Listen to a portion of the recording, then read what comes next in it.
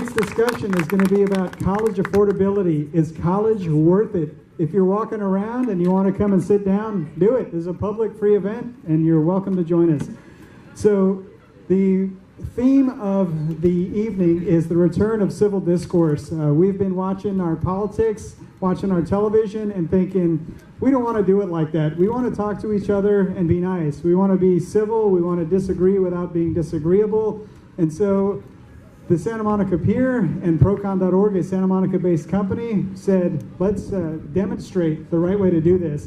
And that's what tonight's event is all about. So we're going to look at pros and cons of college affordability, and we have a very distinguished panel here to help us understand that issue. Just so you know, tonight's event is also going to be recorded, and it will be broadcast on the ProCon.org website. ProCon.org is an organization that's nonpartisan. We do pro and con research on controversial issues. We are the antidote to political advertising and bias you see in the news. And if you want to come to the website to learn about pros and cons, do it. If you want to watch yourself on video, do that too. So I want to first introduce our distinguished moderator. And she's sitting right there in the center, folks. I'm real excited about this because Maureen Langen, so moderator tonight, someone that you may have heard, may have seen before. She has a program called Hangin' with Langen on KGO in San Francisco. It's a weekly radio series. She used to be on Bloomberg Television. She was a political reporter. She actually won their Best Female Commentator title. She's been on CBS, Fox, MSNBC, PBS, dozens of other media outlets. Countless. She's the daughter of an Irish immigrant mother. Her father is a garbage man. Retired. She is also a famous comic. I mean, she is famous. So famous. You have no idea. She has opened for Dennis Miller, for Stephen Wright. She just last Friday she opened for the great Gladys Knight, and she's performed. She's performed. She's all over the world, all over the country. And her solo show in San Francisco is called Daughter of a Garbage Man. It has got an extended run. It's going to be at the Marsh Theater in San Francisco early in 2017. So if you can catch her solo show there, do it. We're so lucky to have her here next to us today. She's going to keep this conversation civil, keep it engaged, and keep it entertaining. So with great pleasure, folks, I turn over the stage to Maureen, and we're going to be here for the next hour, and enjoy yourselves. No, you're a puppet. No, you're a puppet. Wrong. Nasty woman. All right, anyway. I see a lot of young people out there, so I think you're hoping that college isn't worth it, and you can all go smoke pot and do whatever the heck you want, right? Is that what you're hoping? You just wait your turn, mister. Okay. All right, so no, I am Maureen Langen. I'm going to host this tonight. We're going to make it fun, but also informative. That's the whole goal. And ProCon, what they're doing is really cool. If you're not familiar with it, go to their website. They'll take any issue and show you both sides of it in a really reasonable way that you can discuss and get to know the issues and be informed about it. It's kind of cool because we haven't seen that in America, I think, since 1943. So I don't know. It's nice to see people discussing things. All right, so the debate over whether college is worth it, that began like in 1636. I mean, you know this. Of course, I know you know this. When the first college in America was born, called New College, which later became known as Harvard University. And even back then, there was a big discussion about whether it was worth it, because how many people could afford to leave their farm or even have the few pennies to scrape together to go to university. And plus, back then, it was really only for people who wanted to be ministers. So that kind of limited it anyway. All right, but over time, college education, overall in the United States of America, it was considered a necessity if you wanted to get ahead, if you wanted good things in life, if you wanted more opportunity. But here we are in the year 2016, and I ask you, is that still true? Right now, in the fall of 2016, there are about 20.5 million students enrolled in colleges and universities around the country, and that's according to the National Center for Education Statistics. Over $28,000, that's the average amount of debt students incurred in 2015, $28,000. So some say is college necessary? They point to the richest man in America, Bill Gates, worth $81 billion. I find him extremely attractive all of a sudden. He dropped out of college, though it was Harvard, so maybe in a semester there you could learn a lot.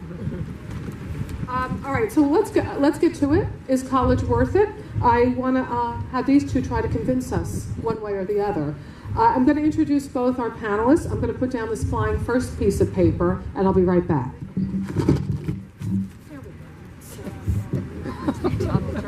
I'm very up. Okay. Dale Stevens, that is him here in the cardigan. Dale Stevens, he likes long walks on the beach. No, he's the founder of uncollege.org, the author of the book Hacking Your Education. But this has nothing to do with Russia, right? This is your, okay. He left school at the age of 12 to take part in shenanigans. No, to take part in what he calls unschooling, taking responsibility for learning on your own. At the age of 18, he decided to attend Hendrix College in Arkansas, but after one semester, he dropped out. It was Arkansas. Keep that in mind. Okay, he says college is not for everyone, and if you think about education as an investment, you have to think about what the return on that investment is. Please stand by. I have another sheet of paper. Okay.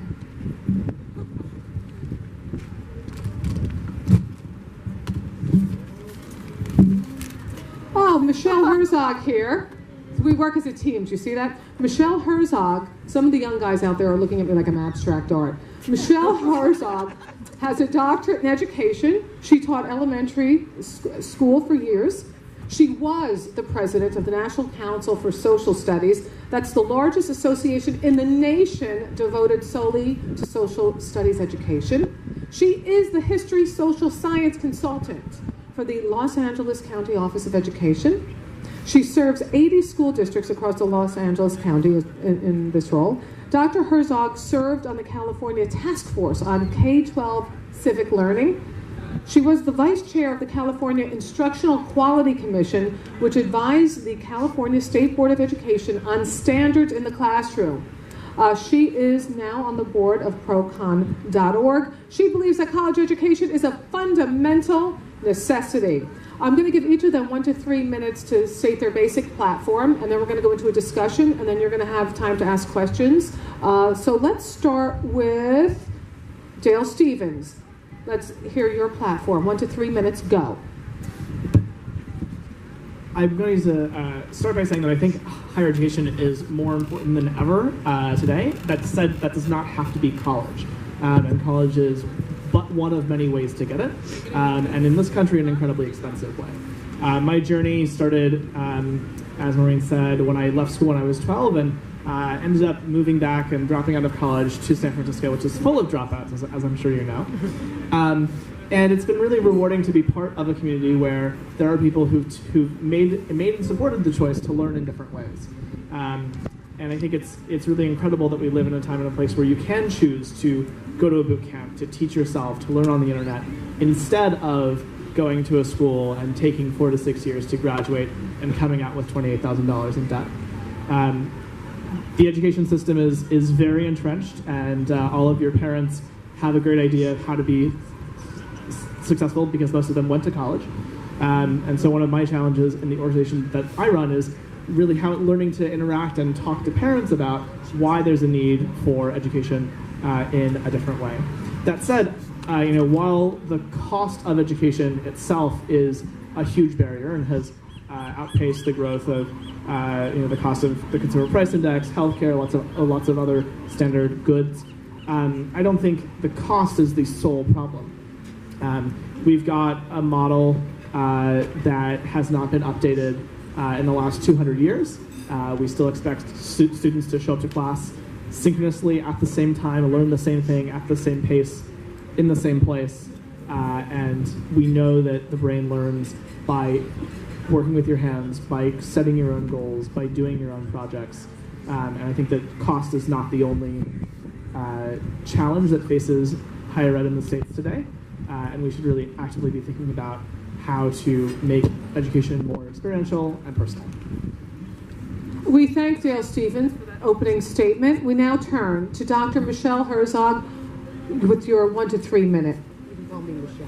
I know, Dr. Michelle Herzog sounded so professional. It validated me. Oh, consider yourself validated. Thank you. But I don't validate parking. You're on your own. Oh gosh, I have no idea how expensive it is. It's bad. It's so Anyway, I'm glad to be here. Thank you to Kami and ProCon for inviting me to state the pro position here on college is worth it.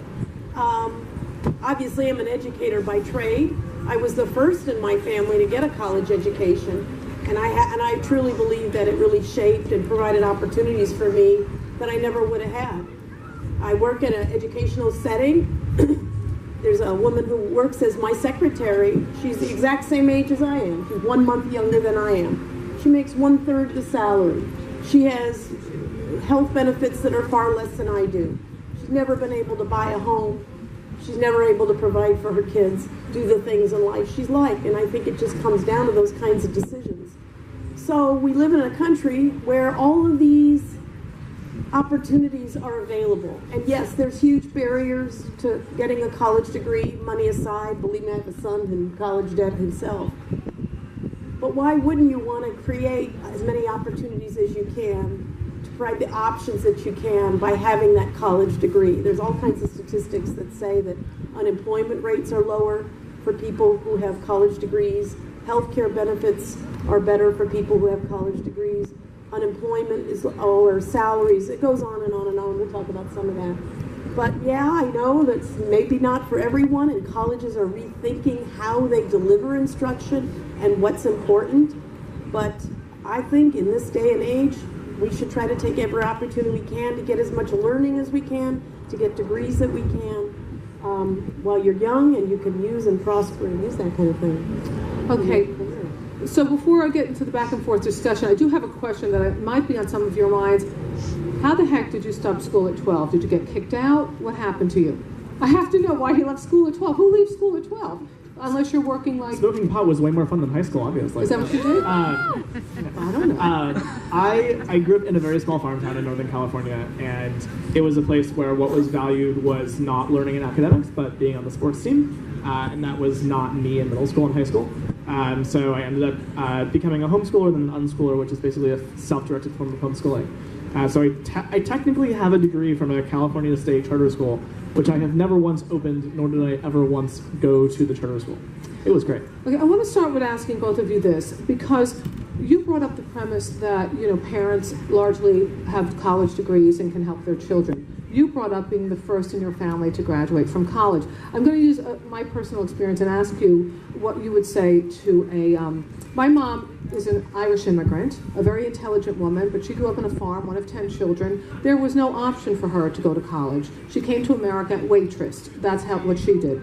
My father did not finish high school, not because he couldn't be on the sports teams or didn't have an interest, but because there was no guidance. So he became he worked for the New York City Sanitation Department so he could have benefits. But it always stuck in his craw that he did not have more opportunity to do more with his life. There's nothing disrespectful about being a sanitation worker, but that's not what he wanted. He wanted more for himself. So I am the first to go to college in my family, and I always saw that as a way out, a way toward more, because it's a foundation that no one can take away from me. But I asked both of you this.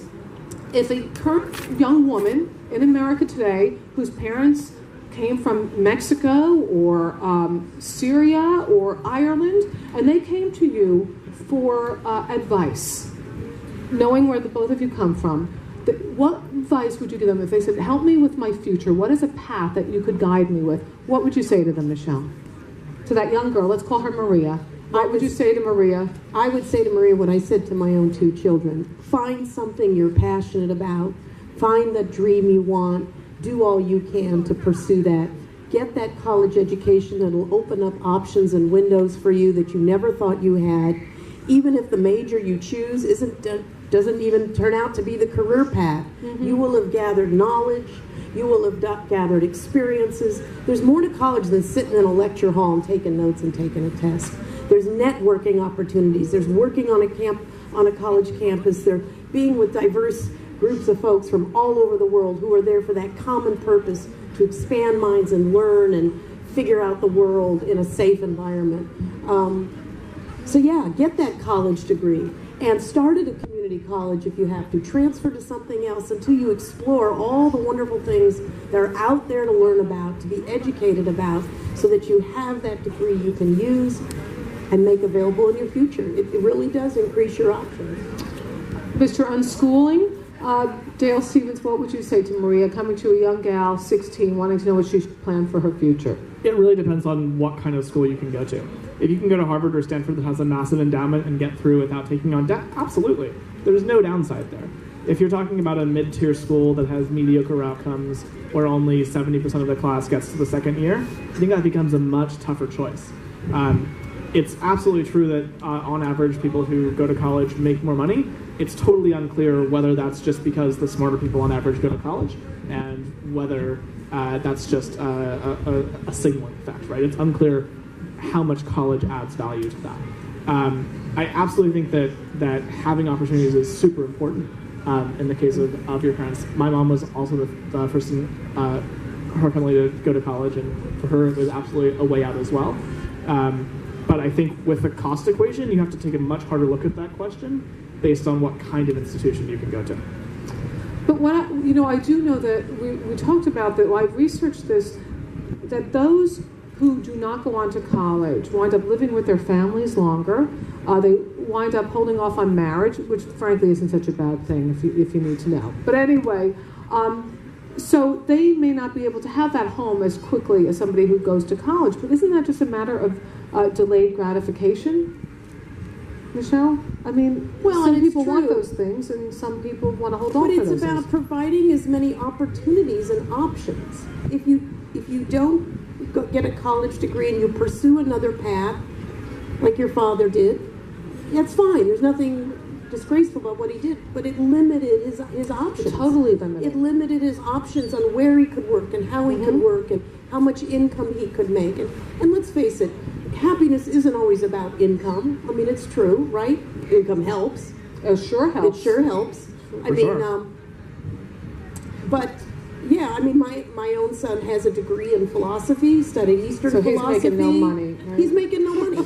He's a freelance videographer. Yes. And you'd say, what does that got to do with, all those years of philosophy degrees the brain, right? and the student debt he's got? But I asked him, I said, was it worth it? He says, it absolutely was worth it. I don't regret it for a minute because my experience shaped who I am today. The people I met, the experiences I had, the way it opened my mind to think about the world and myself in the world is the kind of experience you're also getting from college experience. If we're talking about opportunity, I think one of the things that's really important to clarify is that the kinds of opportunity that you get at different kinds of colleges are very different, right? If you go to Harvard and your roommate is the son of the CEO of a Fortune 100 company, that's awesome. Absolutely. Totally do it, awesome. Right?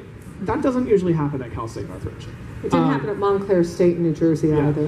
So I think you do have to be very explicit in thinking about the kinds of opportunities that you're going to get based on the different kinds of schools. No, you make a very good point. I do understand that different schools offer different opportunities, but there is no denying, and the money is an issue we have to talk about too, because it's gotten so exorbitantly priced that people who want a basic education, a basic degree, who it isn't about Harvard for them, it's not even accessible. When I went to a state school, Totally. it was $500 to $600 a semester, and I paid for my own school because you could do that. I think my favorite graph is the number of hours working minimum wage that it took to pay for a year of college education in the 80s was like, you could work in a summer, and now you couldn't even work it in a year.